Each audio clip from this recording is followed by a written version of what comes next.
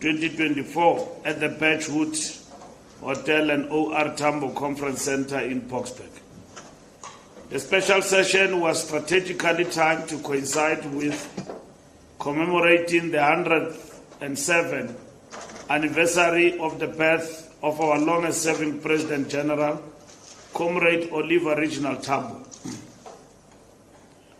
The movement he served all his life paid tribute to his enduring legacy on Sunday, 27th October 2024. The day began with a solemn church service followed by a wreath-laying ceremony in honor of Comrade Oliver Reginald Tambo, acknowledging his role as selfless leader, a decisive freedom fighter, and the ANC's chief diplomat who gave his whole life to the liberation of our people.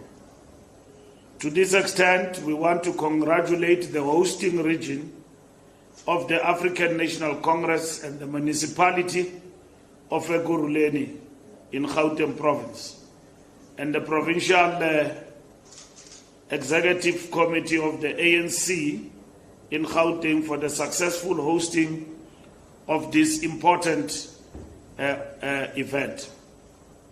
This fitting tribute was concluded by the OR Tambo Memorial Lecture delivered by President Cyril Ramaphosa, who emphasized on Tambo's unwavering commitment to unity, ethical leadership, revolutionary morality and discipline, the values that continue to guide the ANC today. The OR Tambo commemorations were further marked by the national launch of the ANC Foundation Course for All Members, a core project in the renewal program.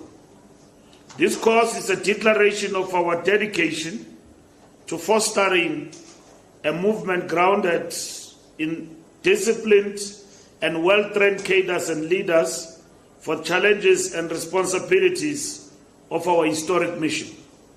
Together, these initiatives strengthen our efforts to ensure that the ANC remains both responsive to the needs of South Africans and reflects the values and principles of our forebears. The special session of the NEC began with a moment of respect and commemoration, for the lives of our recently departed comrades, stalwarts, and friends. This include Comrade Pravin Gordhan, Tito Mboweni, and member Tisi Mdladla, three exceptional servants of the ANC who have passed away since our last NEC meeting. We extend our heartfelt condolences to their families and to all South Africans who have lost their loved ones during this period since the last meeting of the National Executive Committee. In the next coming week, we will have a memorial service for Comrade Tito Mboweni. The NEC rigorously engaged the reports before it, addressing the domestic and global balance of forces, alongside diagnostic insights onto the state of our organization and the Integrity Committee's recommendations. Our collective reflections have informed our strategy to protect the ANC through strict adherence to renewal efforts, strengthened branch capacity, and intensified public accountability for our representatives and leaders at all levels of our structures, from the branches to the NEC. On the diagnostic report, the NEC received the initial iteration of the diagnostic report on the state of the organization, which builds upon two previous reports presented by the Secretaries General Kgalema Motlanthe in 1998 and Gwede Mantashe in 2017. These reports provided a foundation for subsequent NGC and National Conference resolutions, as well as NEC decisions and regulations on organizational development, discipline, and renewal. This draft report presented to the NEC remains a work in progress and will be enriched through visits to various provinces and engagements with regions and branches by the Secretary General and a team led by the organizing department. The final report is slated for presentation to the National General Council in 2025.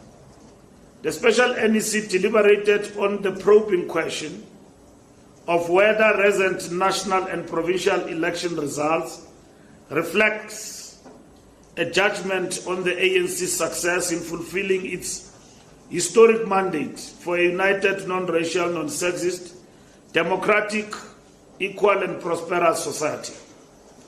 The third-year review report highlights an unparalleled record of transformation in any post-colonial society.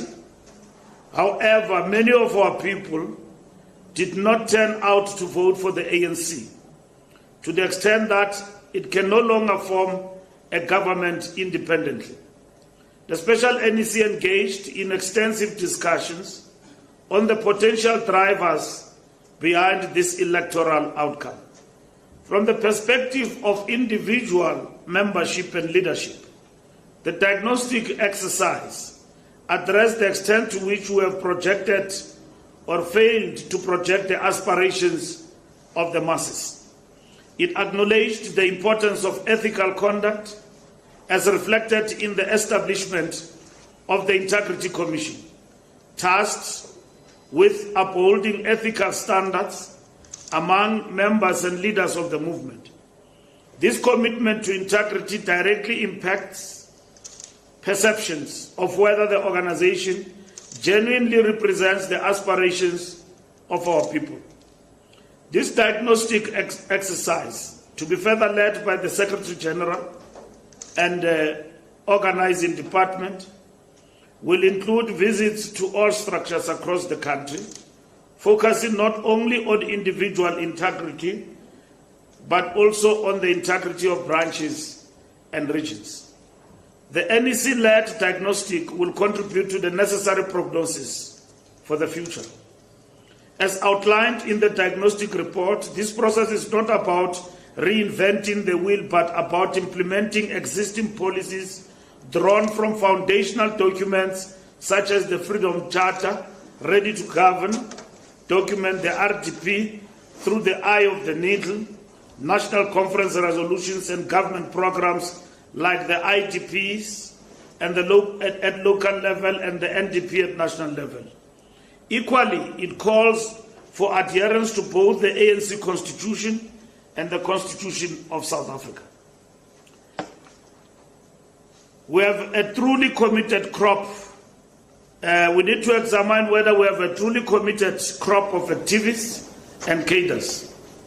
In pursuance of this resolution, all members will need to write a motivation letter and state why they should be reaccepted as returning members or accepted as new members into the ANC branches. On the party building and branches, the NEC noted that there has been a decline in the membership of the ANC due to the deserters and disruptors. And we acknowledge that the revolution is swift once an impure load has been offloaded. The renewal program aims to ensure that the ANC purges and strengthens itself as part of ensuring we have a fully, truly committed crop of activists and cadres. In pursuance of this resolution, all members will need to write a motivation letter and state why they should be reaccepted as returning members or accepted as new members into the ANC branches. The NEC recognizes the urgent need to confront complacency regarding the state of our organization. The focus must shift to revitalizing the ANC at its core, beginning with our branches, which are the basic units of our movement. The decisions made during the 54th and 55th national conferences aimed at organizational renewal must now be translated into concrete action. Branches are crucial to our effectiveness as a movement, serving as a vital point of contact for community members seeking information, support, and assistance. The NEC reaffirmed its commitment to building authentic branches dedicated to our national democratic revolution, rejecting transactionalism and the culture of buying membership and placing self-interest above the organization. Politically vibrant and impactful branches must replace hollow structures that lack standing or genuine engagement within their communities. Our branches, as defined by the ANC Constitution, must fulfill their role in shaping South Africa's path forward, not serve as platforms for careerists or sectional interests. The NEC resolved that all members, particularly NEC members, must take an active role in rebuilding branches over a dedicated 12-month period. This entails empowering our members and supporters to ground the ANC within their communities, thereby disseminating the core values and principles of our movement. In doing so, we will not only foster unity and cohesion within our ranks, but also restore public confidence in the ANC and reverse our declining electoral support. The NEC reaffirmed that every leader must embody the spirit of an organizer, an activist, committed to the immediate task of the national democratic revolution. The NEC further resolved that branches should focus on becoming vibrant activist hubs with clear action programs that align with the goals of the national democratic revolution. This includes ensuring access to affordable services, promoting the upkeep of public infrastructure, and fostering healthy community environments through sports, arts, and culture initiatives.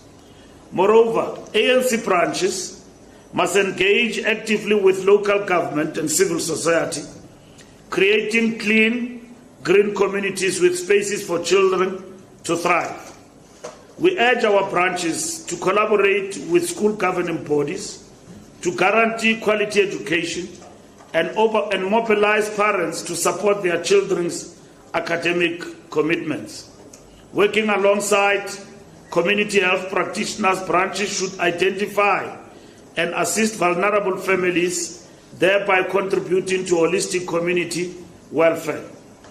The NEC welcomes the improvements to the membership management system, which will help mitigate practices that degrade our organizational integrity and accountability. On the foundational costs for all members, the special NEC welcomed the progress being made in political education and commended how the veterans, particularly comrades Mike Maharaj, Sue Rapkin, and Paulo Jordan, in conceptualizing the ANC Foundation course modules. The NEC also acknowledged the ongoing support of Comrade Kgalema Motlanthe in his various roles, including as head of the Electoral Committee and chair of the board of the OR Tambo Political School, among others. Furthermore, the ANC extended its appreciation for the continued support and political guidance from President Mbeki, whose invaluable insights continue to enrich discussions on the political affairs of the ANC and our country. Renewal is not limited to the reforms we are making to our structures. It is a moral and intellectual undertaking we can refer to as the RDP of the soul. The NEC highlighted that effective branches require members and leaders who are both ideologically grounded and ethically committed to our mission. It is in this context that we are proud to announce that we have officially unveiled the ANC Foundation course. This course, which will be mandatory for every ANC member, public representatives, and leaders begin with members of the NEC is a decisive step towards ensuring ideological clarity and service-oriented leadership across our ranks. The NEC has identified the objectives of political education as a cornerstone of our organizational renewal. First and foremost, every member of the ANC must be educated about our rich history, vision, principles, values, ethical and ideological orientation, and policies. This foundational knowledge will empower our members and leaders with the analytical tools and practical skills necessary to become effective activists and agents of fundamental change within society. Additionally, through dedicated efforts in organizing and continuous training, we aim to transition from merely quantitative membership to cultivating high-caliber activists and cadres, individuals equipped with distinct qualities and skills suitable for advancing each phase of the NDR. The NEC resolved to ensure the successful implementation of this political education program, and several priorities have been established in this regard. The first priority is the rollout of our compulsory mass political education initiative, commencing in November 2024 and running through June 2027, which will engage the entire membership of the ANC in person at their respective branches. This will be followed by the induction of newly elected structures, including the branch executive committees, regional executive committees, provincial executive committees, NEC leagues, and public representatives. Other critical components will include compulsory political classes for all leaders at various levels and mandatory policy master classes for those in government positions. Furthermore, the establishment of joint political school programs with other progressive parties and movements will broaden our political education scope, fostering collaboration and shared learning across the continent and beyond. By implementing these measures, the ANC seeks to equip its members to embody the values and principles of our movement, and ultimately advancing the goals of the NDR and fostering a more just and equitable society.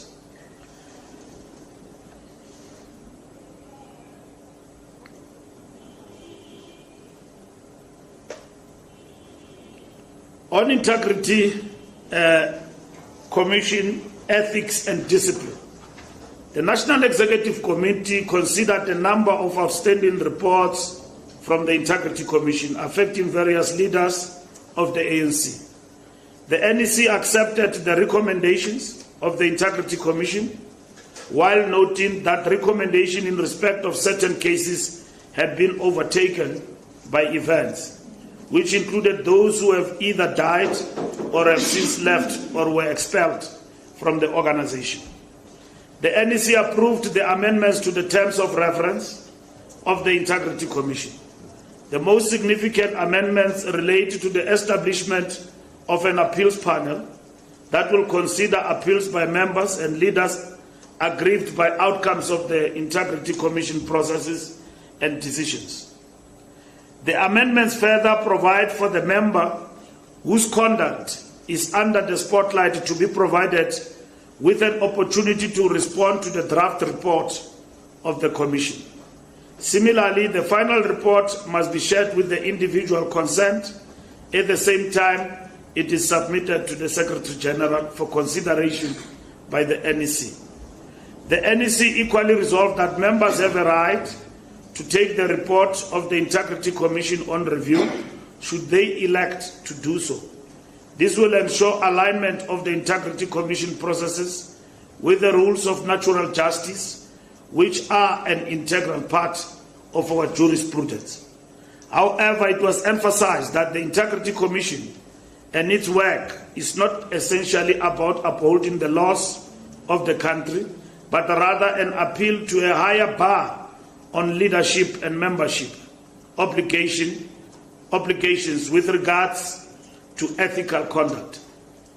It was noted that in some of the cases, no law of the country may have therefore necessarily been violated, but rather that the conduct itself lent to undermining the public perception of the ANC as a leader of society, and thereby bringing the organization into disrepute. In doing so, the Integrity Commission will not seek to be legally punitive, but rather corrective to ensure compliance with the ethical conduct as spelled out in the terms of reference, as well as the high premium of expectation on all leaders of the ANC with regards to their public and private conducts. Matters of ill discipline, to the extent that the Constitution and other policies of the ANC have been violated, will continue to belong to the realm of the disciplinary committee, whilst violating the laws of the country have additional dimension of facing the courts of law. The NEC mandated the Secretary General to proceed with speed in establishing the independent panel. On approach to leadership, the NEC noted that ANC leadership issues have recently come under the spotlight in public discourse. This situation is further fueled by some comrades who, upon election, immediately engage in leadership contestations for the next conference. Such actions destabilize the organizations, structures, and detract from the focused implementation of both our electoral mandate and the resolutions of national conferences.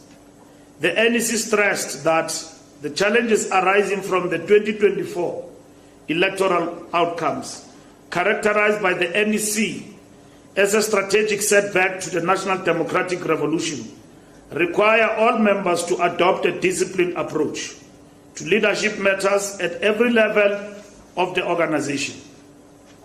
In response, the NEC resolved that a guiding framework on leadership issues and processes should be developed, circulated to all structures and discussed. Once adopted, this framework will guide leadership processes at branch, regional, provincial, and national levels. That document will be developed closer to the conference in 2027. The ANC's Electoral Committee, elected by Comrade Kgalema Motlanthe, will be tasked with examining the influence of money in leadership elections. The NEC further resolved to establish a standing committee to investigate leaks of NEC and NWC information to journalists and third parties.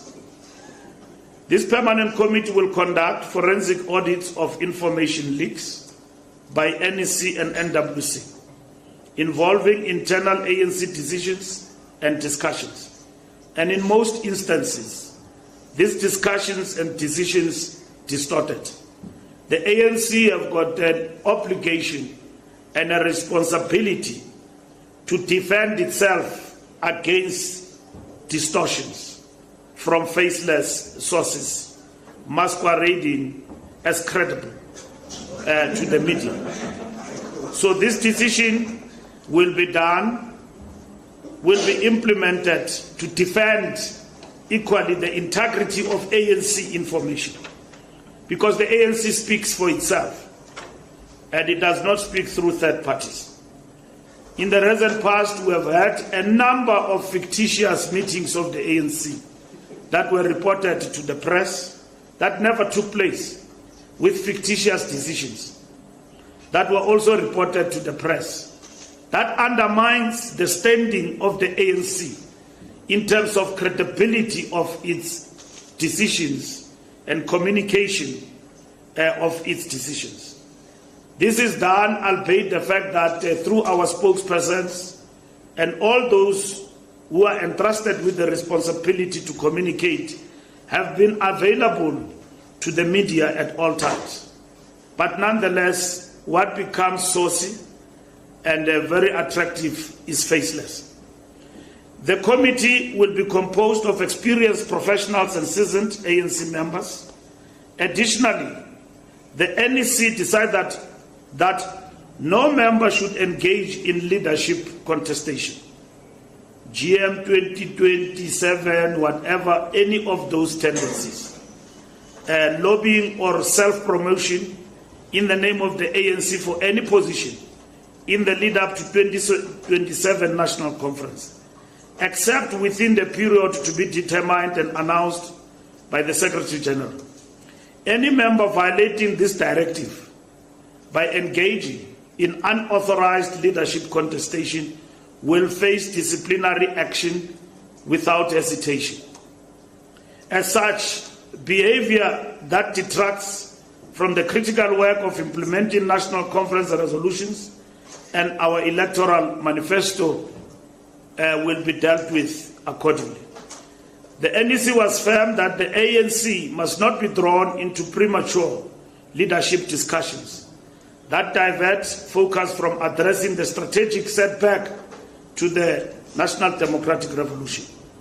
On public representatives, the NEC has resolved to strengthen public participation and accountability by ensuring that all our elected public representatives, councillors, members of parliament, and members of the provincial legislatures engage closely and regularly with community members.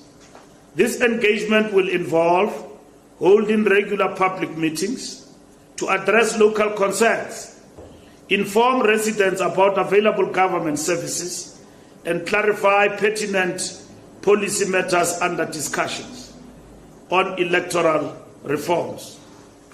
On electoral reform, the NEC approved the ANC submission to Electoral Reform Consultation Panel, which called for submissions on why, how, and whether the current South African electoral system should be reformed, changed, or even replaced with another one. The deadline for submissions is 31st October 2024. The NEC noted that post the deadline, the panel will undertake public consultations, which will inform its final report to be tabled by the Minister of Home Affairs to Parliament in 2025. The ANC will work with a broad front of civil society organizations and other parties to mobilize support for the electoral system reforms it believes will strengthen our democracy and accountability of public representatives in a meaningful manner. On the national dialogue,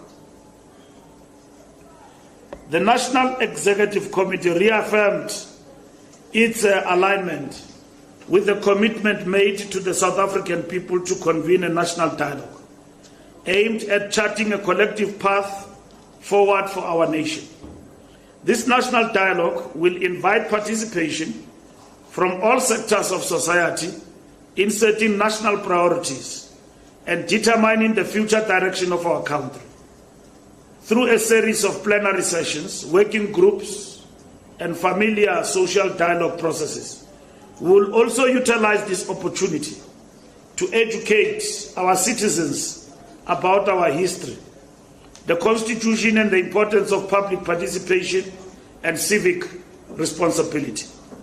This national dialogue will serve as a rallying point as we prepare to commemorate the 70th anniversary of the Freedom Charter in 2025.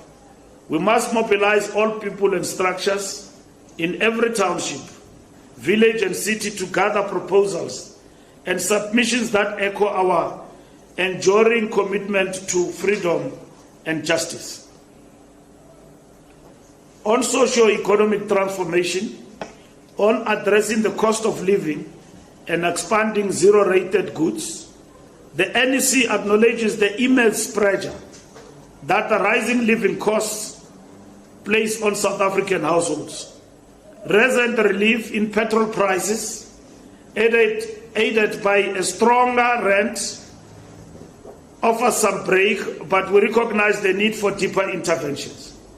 To address the burden of high food costs, the NEC has resolved that there is a need to expand the basket of zero-rated goods, targeting essential items to bring immediate relief to struggling families. The NEC recognizes that there is a need for engagement with food retailers and look into supply chains with the aim to prevent exploitative pricing on basic foods and to ensure accessible and affordable essentials for all citizens. This expansion of zero-rated goods is part of our broader strategy to tackle poverty and hunger, reinforce job creation, and drive economic inclusivity. Through these initiatives, the ANC is committed to building an economy that directly serves the needs of the people and delivers lasting relief from the cost of living pressures. On security and social transformation, the NEC discussed the tragic deaths of children in Soweto, all under the age of 10, after ingesting contaminated food bought from a local spaza shop. The NEC expressed heartfelt condolences to the bereaved families and urged the government to expedite investigations to determine the cause of these deaths and take decisive action to prevent similar tragedies in the future. The NEC commended the government's multidisciplinary approach, collaborating with all relevant authorities and departments to trace the source of contamination and hold accountable those found culpable.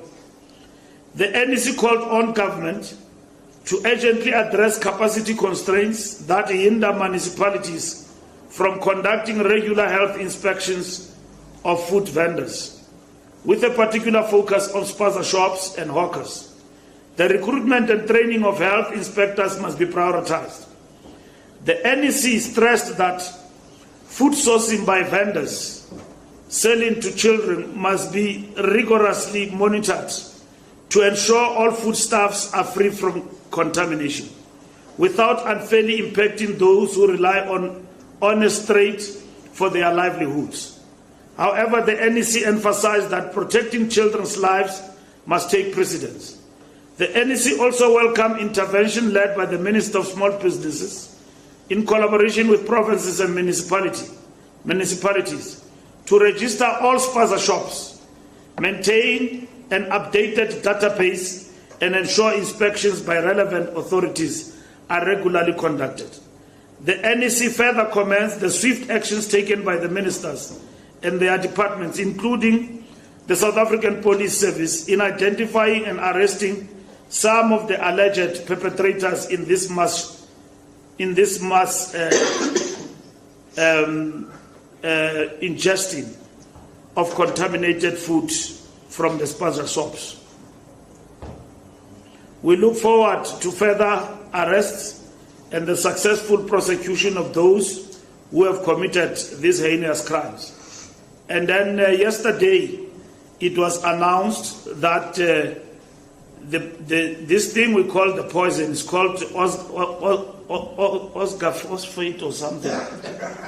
I don't know what is it called, but the minister announced yesterday the name of what we call the poison that has been used and found in some of the local areas.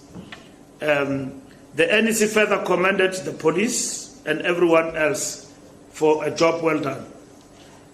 Geopolitical issues on international work. The NEC further recognizes that South Africa will assume the chairpersonship of the G20 in December 2024, and we recognize the centrality of this opportunity to advocate for the interest of developing nations and address pressing global challenges such as economic inequality, climate change, and sustainable development. Our leadership will focus on fostering collaborations, ensuring that Global South is heard as we emphasize the importance of equitable global governance. The NEC reaffirmed that it continues to place our continent at the center of our foreign policy, while also recognizing the need to communicate more about South Africa, its progress, aspirations and goals. We will persist in supporting the implementation of the African Continental Free Trade Area and other initiatives outlined in Agenda 2063. The NEC reaffirmed that South Africa and the ANC remain steadfast on the path of solidarity and justice for the Palestinian people. Our nation's legal and diplomatic teams recently presented our submission to the International Court of Justice in support of the case we have brought against the State of Israel for the crimes of genocide that it continues to perpetrate against the Palestinian people in Gaza. The NEC calls on the international community to note the concerning intensification of the onslaught against the people of Gaza and more recently against the people of Lebanon. We must intensify our calls for immediate ceasefire, the release of all hostages, the provision of urgent humanitarian assistance, and the initiation of negotiation towards a just and lasting settlement. On 16 days of activism, the NEC resolved that as we approach the 16 days of activism